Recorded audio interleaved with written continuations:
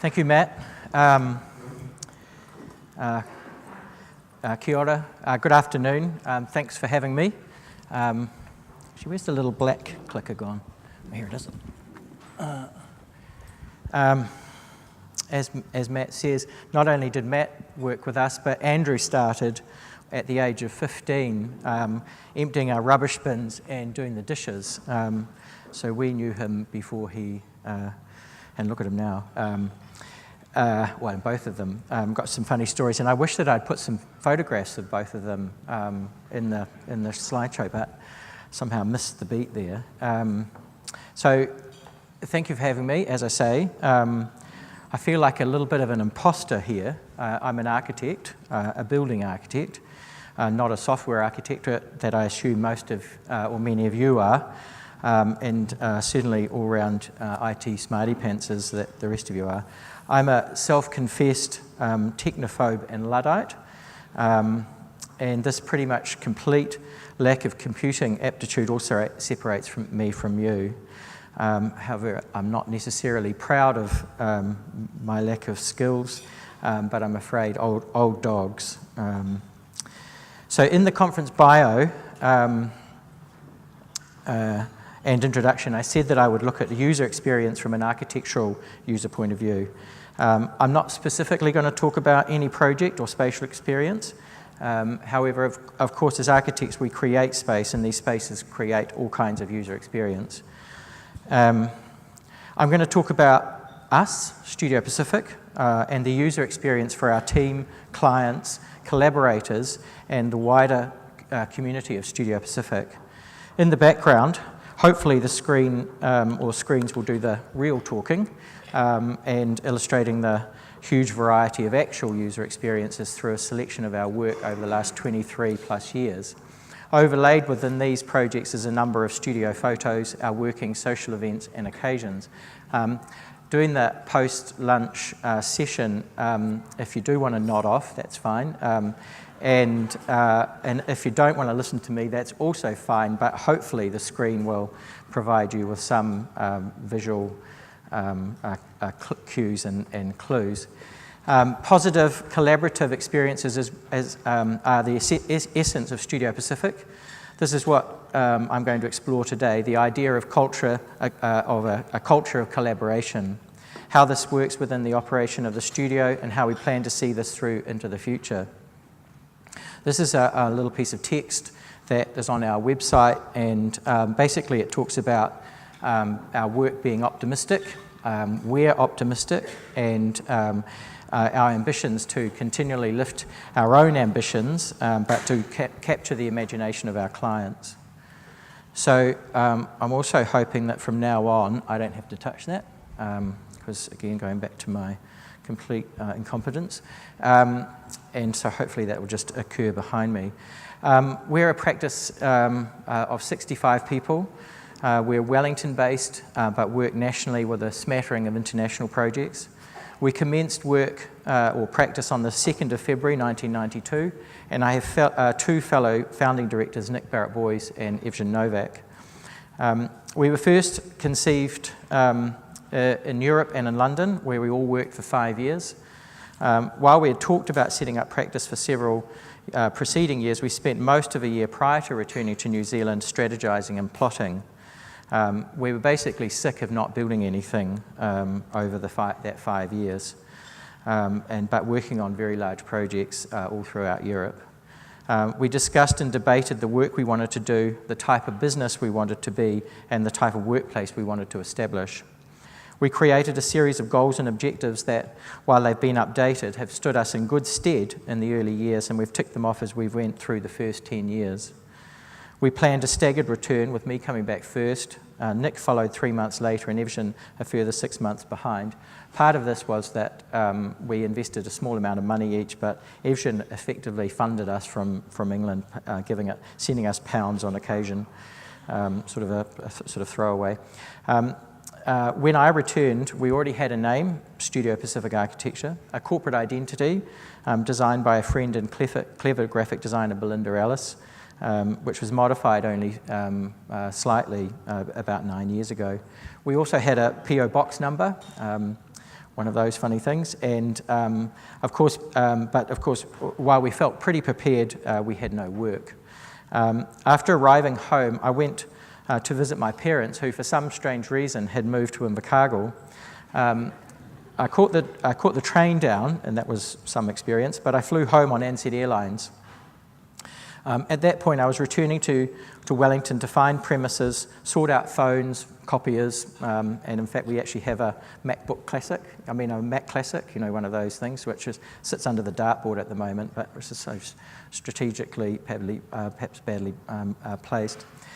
But the Ansett meal tray on the plane that day had a card with a quote of the day, which to paraphrase read, "When setting up business, lemons take 2 or 3 years to ripen, while plums take 7 or 8. This is a bit of a shock, and I recall saying to myself, there's no bloody way it's going to take 7 or 8 years. Well, as it turned out, it was pretty much exactly on the money, and I'll talk a bit more about that later. So I returned, found an amazing space, 130 square metres of tall studio space in the old Nimmo's building. There are a few shots of this as we go through, on the corner of Bond and Willa Streets. It was above the Nimmo's showroom, full of pianos, and we enjoyed being serenaded to work every morning. Studio Pacific Architecture, the name says it all really, well, the studio part. We chose not to go for McDougall, Novak or Barrett Boys approach, as most architects do, and nor does it state architects in the title. It's architecture, and in hindsight was a clever decision and allowed us to create an open-armed approach, allowing people to join, collaborate, and come and go as they please, but also to explore the breadth of opportunity that architecture offers. Back in 1992, while we had a name, that didn't mean we had any work. We had a sprinkling of jobs here and there, an alteration to a friend's house on the Crown Range in Queenstown, and a new house on Kerry Inlet. Because of this lack of work and our direct potential client contacts due to the time being away, we had to cold call in an attempt to secure work, and any sniff we would pounce on.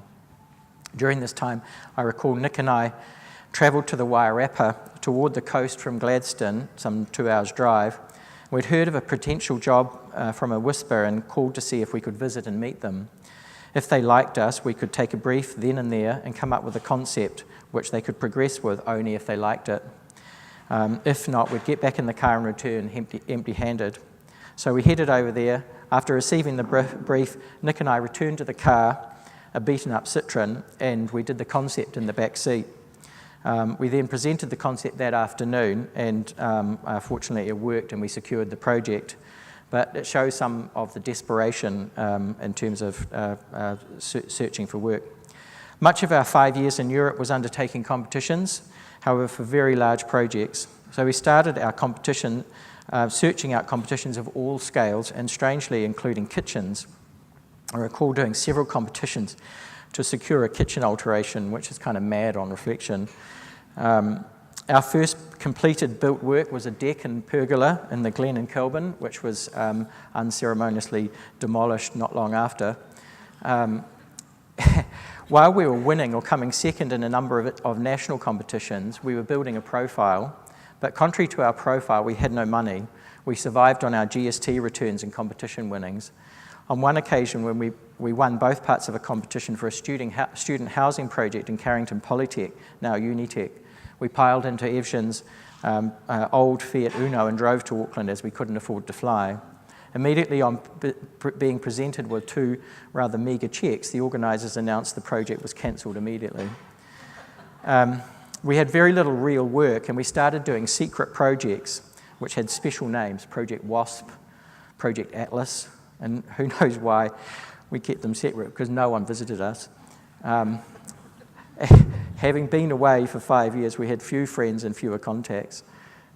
These projects have never seen the light of day, but having said that, one of them, or strangely, given the controversy in recent years over this area, we had looked to completely reassess the Mount Victoria Tunnel, Basin Reserve and surrounding area. So maybe we should actually dust that off, given what's happened over the last while. Early on in 1995, 3 years in, we also beat Athfield and Warranamani in a competition for a new casino and hotel for Wellington, just out on where the Wharewoka and where Trade Me were, and the old ambulance building. Our first large project, kind of super large, given the largely residential nature of our work at the time. We thought we'd made it, but with mixed feelings, the project fell over. That came about through just cold calling and pestering people, so they gave us a shot at this competition. Disappointed, it didn't help that the business, from a business stability point of view, but from a personal point of view, we were very okay with this, given the nature of the project type. And bearing in mind that it would take the business another 5 years to become comfortable-ish, it was a hard bump back to our reality. It's fair to say it was pretty tough, and every project and every dollar was hard fought. In addition to looking for work, we had to run our own business, and Evgen was still in England, and Nick and I took turns to administer the business, including the finances. And it's fair to say that this didn't really suit us, and we banked our first cheque back into our client's account, and we paid all our accounts twice. Evgen flew in after another 6 months and saved us. In our first full year together, so not including the build-up to his return, we earned $24,000 between us. The second year was not much better. As we had very little work on, we were trying to establish our business. It was fairly apparent early on that we had begun in a recession. Because of this and the lack of actual fee-paying work, we concentrated on systems and what architects are traditionally poor at. We organised ourselves, set up internal processes, pro formas, etc. And while they've been amended, many of them survive today. On reflection, while it was extremely tough setting up in a recession, it was a good time to establish a business. Setting up in the recession taught us to deal with economic cycles and hard times. If you start in good times, the troughs can be a real shock and very hard to deal with. In our case, it was the opposite. Our norm was the hard, and anything better was a bonus. We increased slowly. Staff numbers built up to 4, 6, 8, and 12. We took on a receptionist who we paid more than ourselves. We've always been admin heavy and enjoy the support and the wider contribution that those people make to us. We've expanded but always been very careful about who we've employed, apart from Andrew and Matt. And perhaps a little more on that later, not Andrew and Matt, but how we select our staff. Ask Matt about the bling bling later. Hey, Matt. Very funny. Anyway, we've always operated a very conservative business model. We've never borrowed from the bank, and however, as things were touch and go for so many, the bank continued to ask us if we were sure we wanted to continue, or if we knew what we were doing. Of course we wanted to continue, and of course we didn't know what we were doing, but there was nothing else we could or wanted to do. It was bloody hard, but there was no way we were going to give up. The business grew, but we stayed on a knife edge, and as the Ansett card suggested, almost to the day, 2 months short of our 8th year, we finally felt that we were on an even keel. On the day of the birth of my eldest daughter, we won a large interiors job. I'm not sure which was the most significant, but anyway. For PricewaterhouseCoopers, and this was important for 2 reasons. The first because of its scale, and the second because of the profile of the project and us working for a very established blue chip international company. They took us seriously, so we hoped that others would. Since then, we've enjoyed steady growth, increased profitability, continued sustained hard work and never giving up, and creating and building strong relationships. The importance of relationships and being easy to work with has been embedded with us from the start. Architects often have a reputation for arrogance and being poorly organised. And one of our clients, Mark McGuinness of Willis Bond, has recently stated publicly that he enjoys working with us because he deals directly with the owners. We will always challenge them, but not to the point of being dogmatic or arrogant, and we deliver on time and budget, that old phrase, and we're highly creative. So that was really nice to hear, the kind of feedback and reinforcing our goals and objectives that we had set up many years before. So where are we now, and what has this hard work taught us? We've built a business that is particular, perhaps peculiar, and very specific that suits us. All founding directors are still around, and they call us the three dads. I'm not sure what I feel about that, however, I guess it's nice to have a sort of homely reference. We operate as a tripartite directorship and a very conservative business model, as I noted. We're all very different and come to things from very different positions. Working with three different opinions can make decision-making often a long process, but it is always considered. Through conversation, we arrive at a position that I can honestly say that over nearly 24 years, I don't recall any decisions that we would have made differently, and only one that we've disagreed on, and only a handful that have not been unanimous. So how does this play into our culture of collaboration? Leadership, while it sounds very imperious, for us it's an exercise of collaboration. We have a 12-person senior management team. We've recently sold a small percentage to 5 other shareholders, and in addition we have 5 associates. We expect our whole crew to continually challenge and question us and each other, and not only on our projects but also how we operate. In addition to the senior management team, we've recently introduced a leadership coach, Alex, to bring an external influence. We do studio-wide sessions, and all staff have one-on-one meetings with Alex. These sessions continue on through the studio, including the 3 of us. We've covered leadership styles and behaviours, but also various aspects of EQ. This has introduced another level of camaraderie and greatly introduced our effective internal and external communications. Everyone receives 360 feedback twice yearly, and from my point of view, it's been extremely beneficial and with corrections required in my behaviours to ensure effective leadership and being a better team member. I think Alex genuinely enjoys his time with us, and I've noticed that his session times always coincide with our morning teas or Friday drinks. Through his work with us, he's kind of accidentally become one of us, albeit that he's a contractor. As mentioned before, we're slow movers at one level, but nimble at others. We continually navel gaze and review what we can do better, how we can be more effective, what we can learn.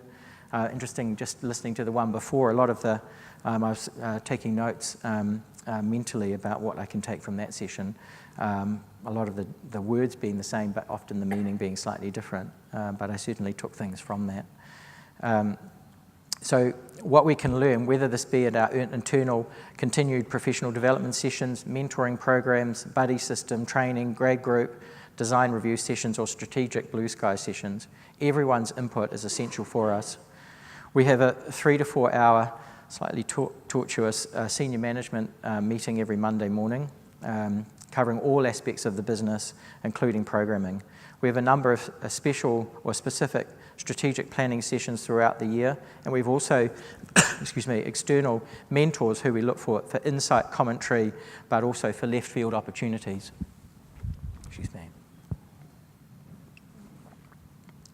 Every 2 years we take part in the IBM Connects the Best Workplace Survey, and while we record pretty strong results, we use these results to adapt and do things better.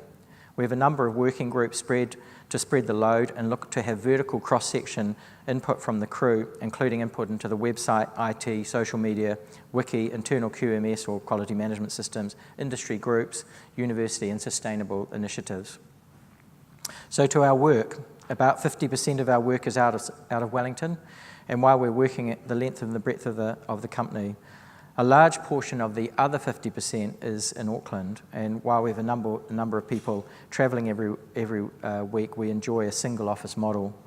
While we have 2 people working on site-specific projects in Auckland, no one's asking us to set up there, and we're conscious that we want to keep the band together, hence the mothership staying in Wellington. All our projects look different and are specific to their sites, client, budget and environment. However, we're contextualists. Our approach and process is the same for each project, albeit that they look very different. We start by doing our homework, researching the site, the client, the site history, environmental aspects, geography, topography, searching for leads, threads to draw from that will inform the project outcome. We look to establish and discover and unearth and create a robust conceptual idea, robust to endure and stand the test of time, and have an ability to respond to changing market pressures and adapt without losing that core idea. We look to create a narrative with our project and tell a story that the client, contractors, and ultimately the occupants or users can tell and spread, all becoming project champions. While we undertake a huge variety of work, our expertise is also varied, undertaking architecture, urban design, interiors, workplace, landscape, graphics, and industrial design. We adhere to an integrated and cross-disciplinary approach to all our disciplines and specialties. We encourage open discussions with all staff, including the support team. While everyone has their roles within the studio, we shy away from making them prescribed and are more fluid in nature. There are huge benefits in operating a cross-disciplinary studio. Our projects cover all sorts of work types and expertise, and we have been lucky that this variety has seen us through the various cycles of economic troughs, including some pretty big jolts. The construction industry historically operates in a 7-year cycle. In addition to the tough times, construction is usually the first thing to slow down and the last thing to pick up. While scale variation is often challenging, small projects provide good learning ground, quick turnaround, and testing space for new ideas. They are also fun, and we really enjoy working with our clients who inhabit our projects. We have a line that we do anything bigger than a bread box. While on the flip side, some of our projects take 10, 15, or even 20 years. These projects teach you and require stamina, stability, and the importance of maintaining good relationships. The variety is very important to us and who we are. We enjoy the variety, whether big or small, and there's always learning to gain from every project, and we look to the positive from every one. Strangely, there are significant parallels between the likes of urban design and workplace interiors, and those who work within landscape realm should and do have an opinion on architecture and vice versa. Throughout all our disciplines we work in, facilitating and nurturing a collaborative culture. The variety is illustrated in two very different scales.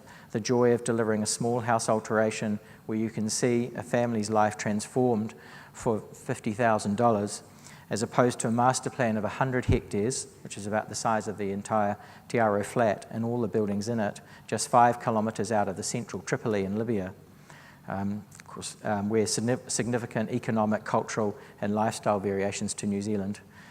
Fair to say that project blew up. Literally.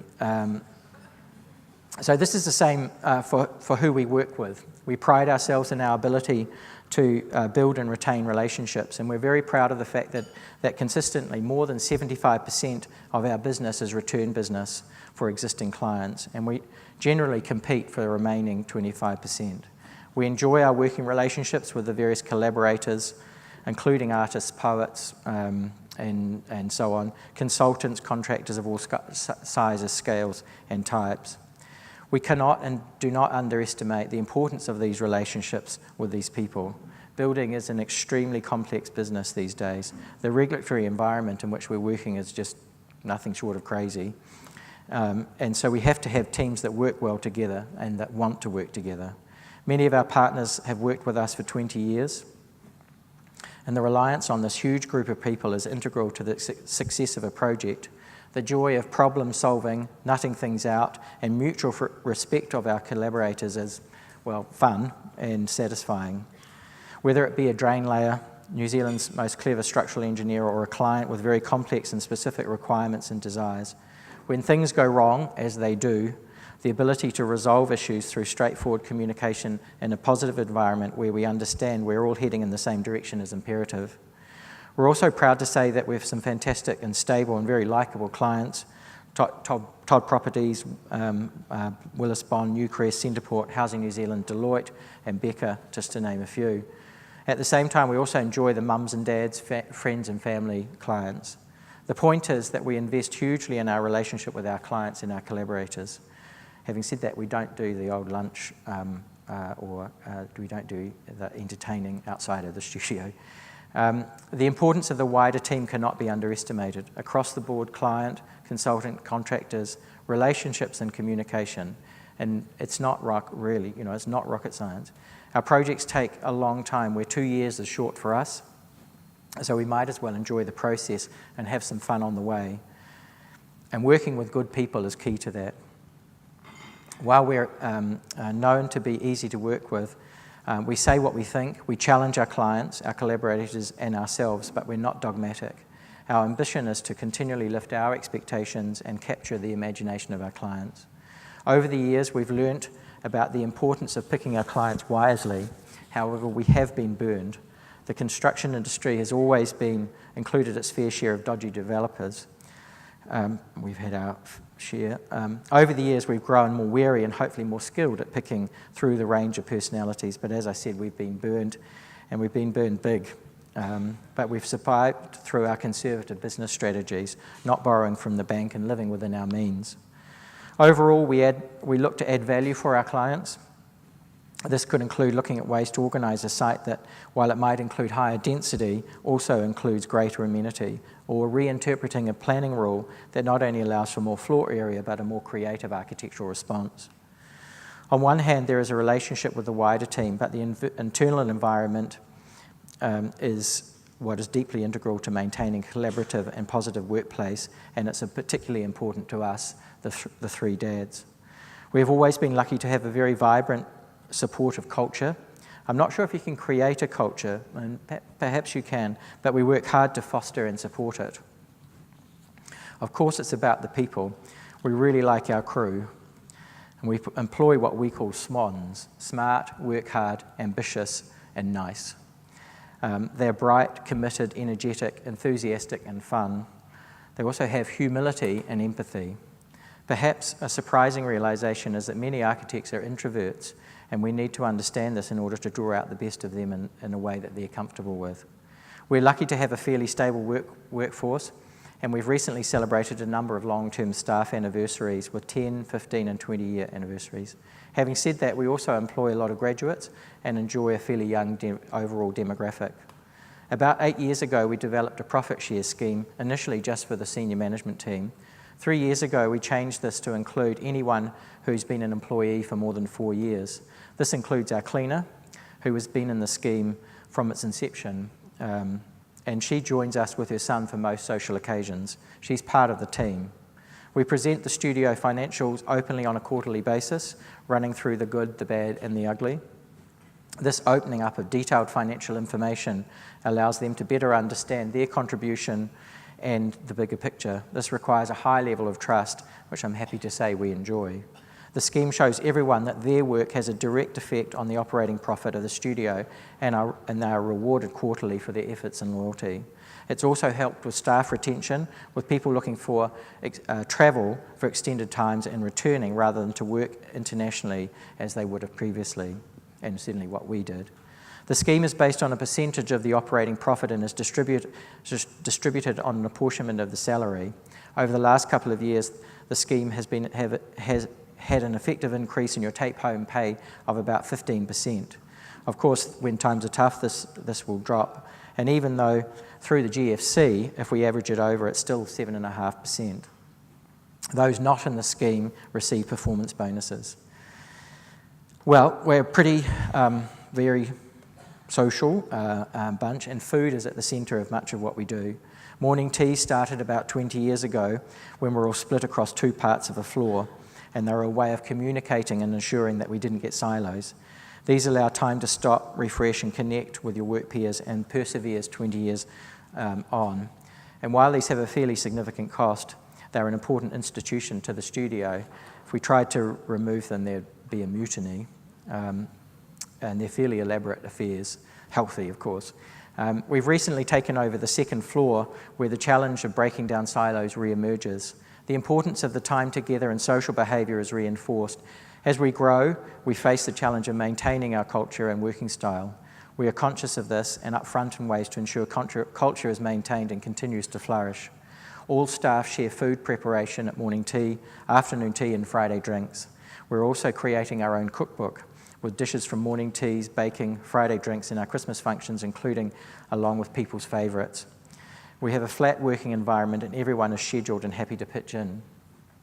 Other than the morning teas and Friday drinks, staff enjoy a plethora of events and initiatives that have been set up to facilitate the collaborative working environment. Some of these include our annual Christmas parties, some of which you've seen on screen, which usually includes an overnight excursion. This year we're taking bikes across to the south coast, cycling around and camping in the Orongorongo Catchpole Forest Park. Last year we canoed the Wanganui River, and we've been to the Sounds in different parts of the Wairarapa multiple times. We look to find events that include a sense of adventure, activities where togetherness and being completely out of the studio environment allows for staff to refresh and support each other. Just as important as the activity is the downtime and the opportunity for people to connect with their workmates in a very different environment, and food also plays a big part of these events. We have weekly continued professional development sessions where either external or internal parties present, and where we encourage our younger staff to present to hone their these sessions to hone their presentation skills. A mentoring program, as well as grad group, Petra and CAD training are initiatives set up to help our team's development and to provide space and time to learn off one another in a structured format. All perks aside, creativity is at the core of what we do. We look to unearth a project's potential and find magic. We pride ourselves on our lateral responses, and if we had a byline, once again, it's simple solution to complex problems. We find joy in creating magical solutions and unearthing the unexpected and hopefully captivating solution.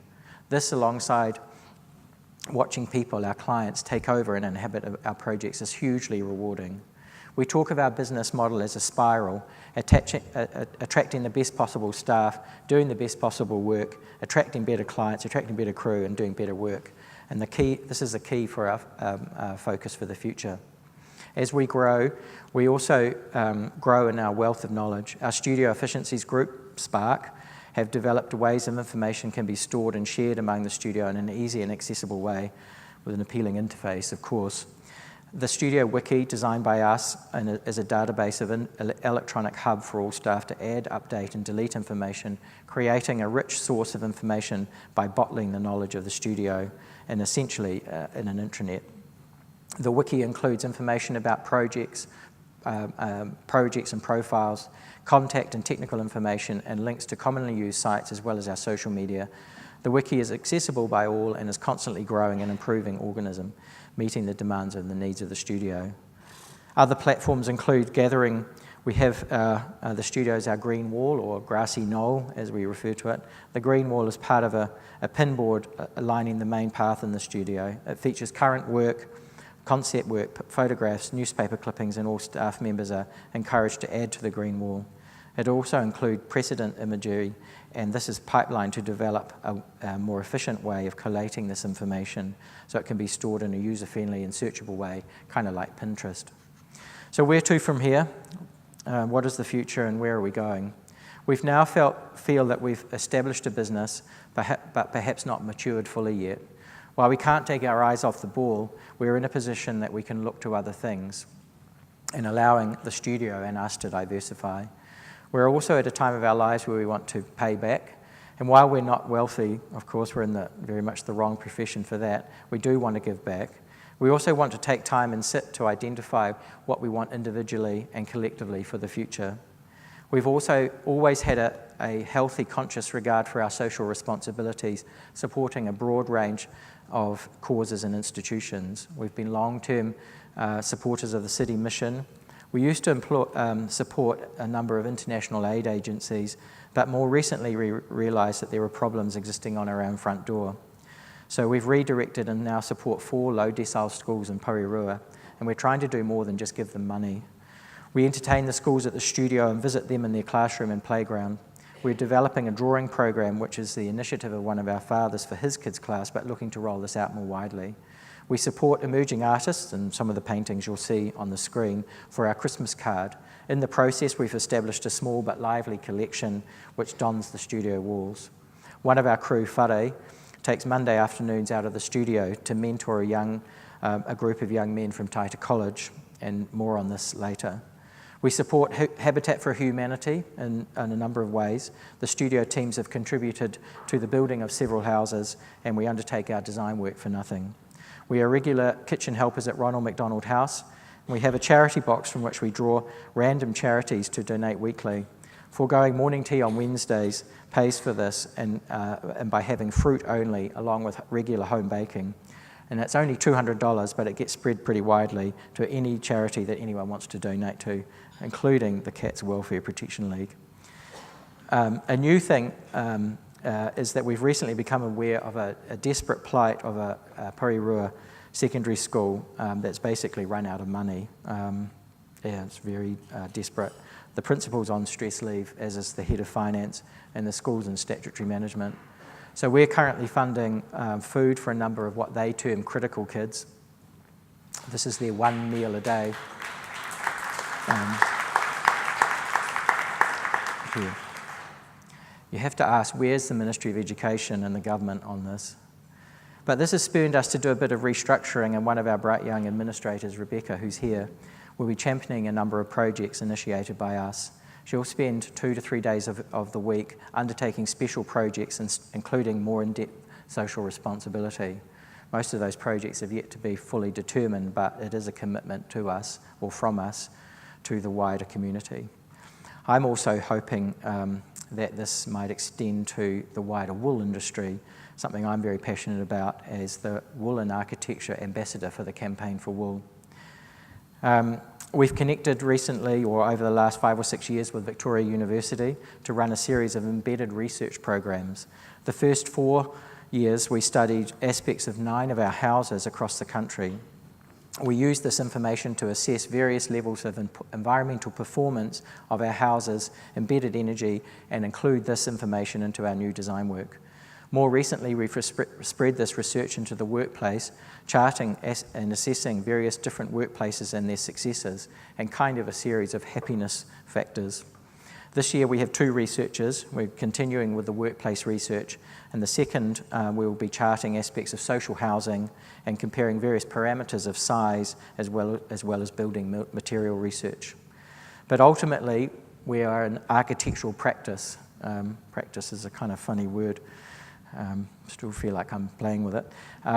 Our true love and passion is interpreting people's clients' problems and creating spaces and buildings that truly inspire and captivate and are perfect fit for them. Architecture is a slow art, and I'm sure we'll be doing this well into our 70s, if the crew allow us. We have great people and blessed with great clients and some fantastic projects. As I said at the beginning, our work is optimistic, and so are we. We're very proud of what we've done and achieved, but we're looking forward to the next 20 years. As noted earlier, we've created a business that is unique and very particular to us. However, our ambitions for the future are to do even better work and be a better place to work, ensuring that there is an engaging, supportive, vibrant and creative studio culture after the 3 dads are long gone. So I just wanted to finish with, if the technology allows, to show you a moment that happened in the studio yesterday afternoon. 20 young men from Taita College performed a surprise haka for Whare to show their respect and thanks for his 2 years of mentoring. It was a spine-chilling moment and very emotional for us all. Oh, there's Bruce on his bike, the studio bike. So can we flick to the video?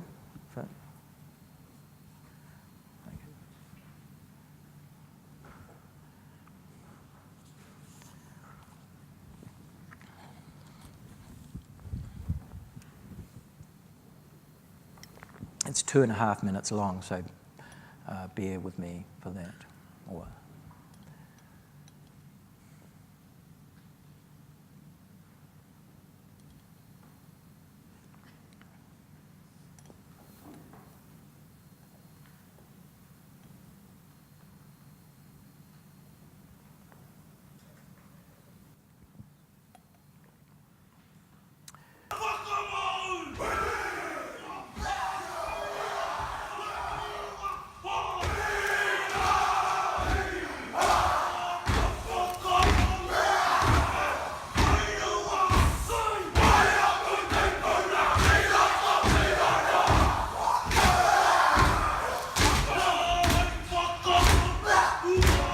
Whare's in the white shirt just by the door.